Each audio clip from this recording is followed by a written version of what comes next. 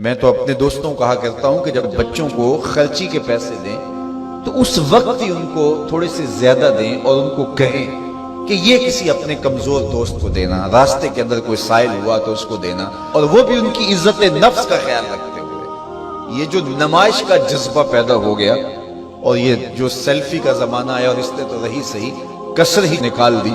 وہ کسی زمانے میں کہتے تھے نیکی کر دریا میں ڈال، اور پھر وہ زمانہ آیا کہ نیکی کر اخبار میں ڈال، اور اب نیکی کر فیس بک پہ ڈال۔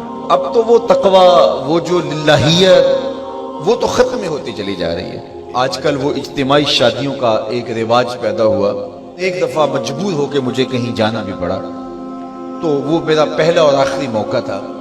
تو میں نے وہاں کہا کہ آپ نے مجھے جس مقصد کے لیے بلایا ہے، میں اچھائی کے کاموں کی تحسین کرتا ہوں، لیکن یہ منظر آپ کو مجھے اچھا اس لیے نہیں لگا کہ زندگی میں 3 مرحلے ہر شخص پہ آتے ہیں جب وہ مہمان خصوصی ہوتا ہے۔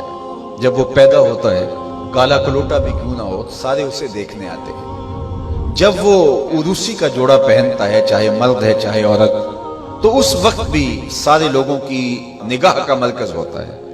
اور تیسرا، جب سفید کفن اوڑھ کے آخری منزل کی طرف چلتا ہے تو سارا شہر کہتا ہے چلو اس کا منہ دیکھائیں۔ بلکہ اس کا یہ پروٹوکول ہے کہ امام کعبہ بھی ہو تو وہ پیچھے کھڑا ہوگا، اس کے جنازے کو آگے رکھا جائے گا۔ یہ اس کا اعزاز ہے، یہ اس کی تقریب ہے۔ وقت کا غوث بھی ہو تو وہ بھی پیچھے کھڑا ہوگا، اس کا جنازہ آگے رکھا جائے گا۔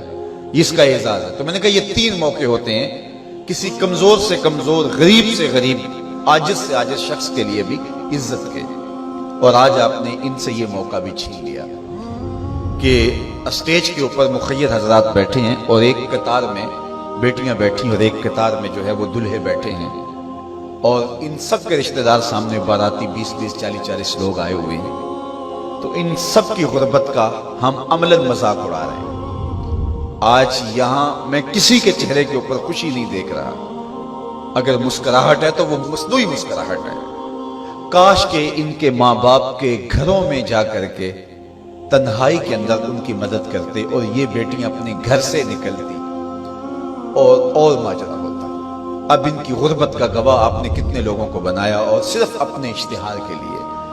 تو یہ مزاج پیدا کریں، عزت نفس نہ کسی کی مجروح ہونے دیں۔ سب سے قیمتی شے انسان کی عزت ہوتی ہے۔ کبھی آپ نے دیکھا ہو بارش پڑی ہو اور کیچڑ ہو اور کوئی بندہ پھسل کے گر جائے تو وہ بعد میں دیکھتا ہے کہ مجھے چوٹ آئی ہے کہ نہیں، پہلے یہ دیکھتا مجھے کسی نے دیکھا تو نہیں۔ اس کا مطلب یہ ہے اس کو اپنی جان سے عزیز اپنی عزت ہے۔ تو مت کسی کی عزت پہ انگلی اٹھائیں، مت کسی کی تذلیل کا سبب بنے، مت کسی کی رسوائی کا ذریعہ بنے۔ لوگوں کو عزت دیں۔ جب تک غلامی موجود رہی، حضور نے فرمایا کہ جو خود کھاتے اسے کھلاؤ، جو خود پہنتے اسے پہناؤ۔ تو تمہارے بھائی لگتے ہیں، ان کے ساتھ حسن سلوک کرو۔ جبکہ وہ آقا کا جوتا بغیر اذن کے چھو لیتے تھے تو آقا اس پہ بھی کوڑے مارتا تھا، لیکن میرے حضور علیہ السلام معراج سے واپس پلٹتے اور کہا بلال تو کون سا نیک عمل کرتا ہے، میں نے جنت میں تیرے قدموں کی آہٹ سنی ہے۔ کیا خیال ہے اس ایک جملے نے دور غلامی کی ساری تھکن اتارنی دی ہوگی، اور غلام فرش اٹھ کے فراز عرش پہ نہیں پہنچ گیا ہوگا؟ یہ عزت دی ہے۔ علامہ اقبال علیہ رحمہ نے وہ جو ابو جہل کا کعبے کے پردے کو پکڑ کے زاروں کے تار رونا ہے اور حضور کے خلاف رب سے شکایت کرنا ہے، وہ لکھا ہے۔ تو اس میں جو شکایتیں لگاتا ہے ابو جہل کعبے کے غلاف کو پکڑ کے، تو اس میں ایک شکایت یہ لگاتا ہے کہ از محمد سینہ ما زار زار، ہمارا سینہ بڑا دکھی ہو گیا ہے، اس شخص نے تو ہمارے نظم کو خراب کر دیا ہے۔ با غلام خیش بر یکخان نشست، یہ جو دین لے کر آیا ہے اس دین کے اندر یہ سبق ہے کہ غلام اور آقا ایک دسترخوان پہ بیٹھیں گے، اور اگر غلام اور آقا ایک دسترخوان پہ بیٹھ جاتے ہیں تو پھر کہاں گیا ہمارا قریش کا سردار ہونا؟ تو یہ تو ہمارا سب سسٹم تلپٹ ہو جائے گا۔ لیکن میرے حضور یہ دین لے کر آئے تھے، انسان کی بنیادی عزت کو بحال کرنا تھا۔ اور حجۃ الوداع کے موقع پر حضور نے پاؤں تلے جس طرح کسی چیز کو روندا جاتا ہے اس طرح کچلتے ہوئے فرمایا آج کے بعد میں تفاخر ختم کرتا ہوں، کسی عربی کو اجمی پر، کسی اجمی کو عربی پر کوئی فخر نہیں ہوگا، کوئی فضیلت نہیں ہوگی، نہ کالے کو گورے پر اور نہ گورے کو کالے پر۔ فضیلت کا معیار کیا ہے؟ ان اکرمکم عند اللہ اتقاکم، جو متقی ہوگا اللہ کے نزدیک وہی عزت والا ہوگا۔